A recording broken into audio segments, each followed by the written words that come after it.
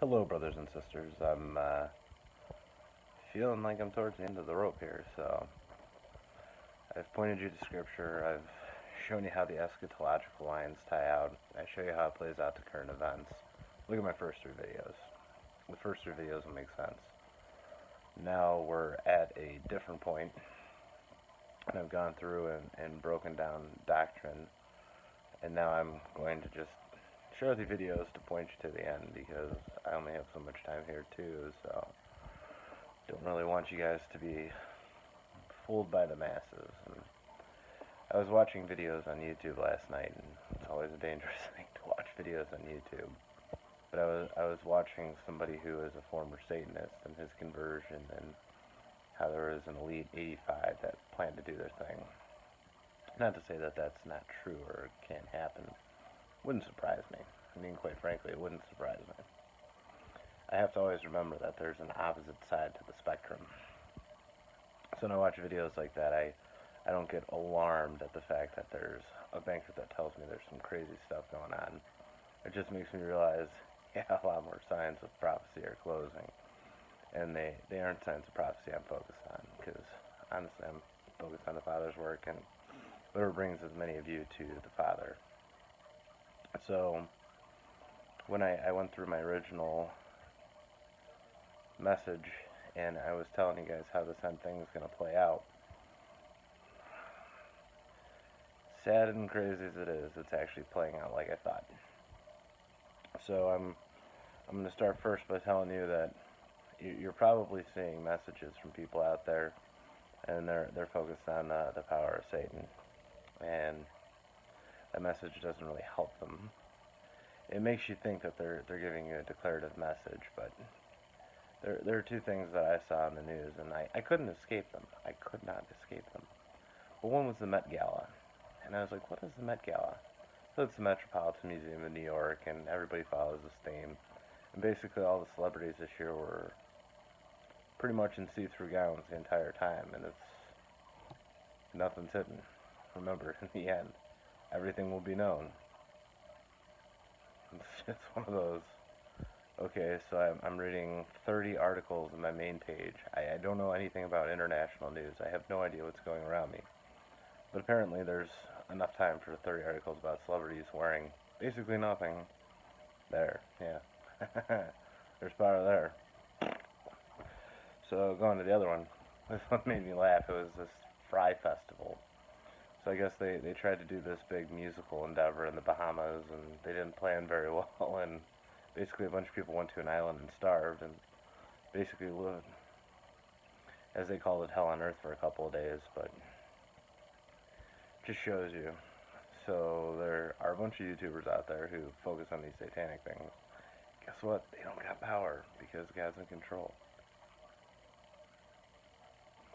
I just love when the Father reigns, so I'm sorry if you take that as a mockery. It's just, I love the Father, and I love when the Father sits back and says, ha ha ha, you didn't get it right. So, going back to the news that really matters for you guys.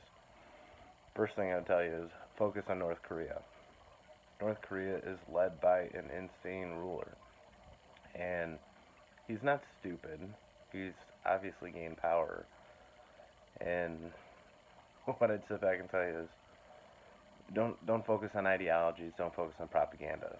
The videos about the bombings, they're not as concerning about what's actually happening. The US flew 2 bombers over there. They've tried to ignite missiles and send them out.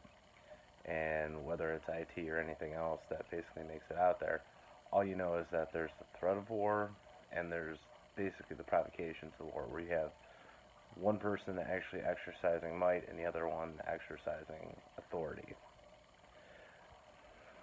Once that missile thing breaks, that's not going to be pretty. But the one thing that was interesting today is that North Korea threatened Israel. So they shot a bomb off, and it went to Russia, and they decommissioned it, and didn't end up going, but then they started provoking Israel. And whenever you see Israel in the news, you need to know these things start tying out, because God's going to fight for Jerusalem. And we know this because the Old Testament prophecies have to be fulfilled. So, the other stuff that happened today, the UN, just like they did last year, just like Res 2334, just like denying Israel history to Jewish Temple Mount. They've now condemned the settlement activities, and they said it's a violation of international law. I knew it was going to happen. It just happened today. And it happened in the wake of Congress doing a 100-0 vote saying, don't oppress Israel. Guess what? The world repressed Israel.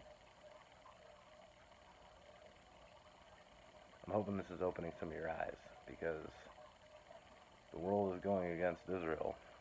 It's just a matter of time before God says, Israel's mine. And God will do it. God's got all the power and the glory and authority, and he entrusted it to Christ to finish out the deed. But going back to Russia, if you watch the news today, they apparently have nuclear bombs that they've dug into little holes to create, what is it called, tsunamis off the coast. Don't know how much of that's true. Don't know how much of it's propaganda.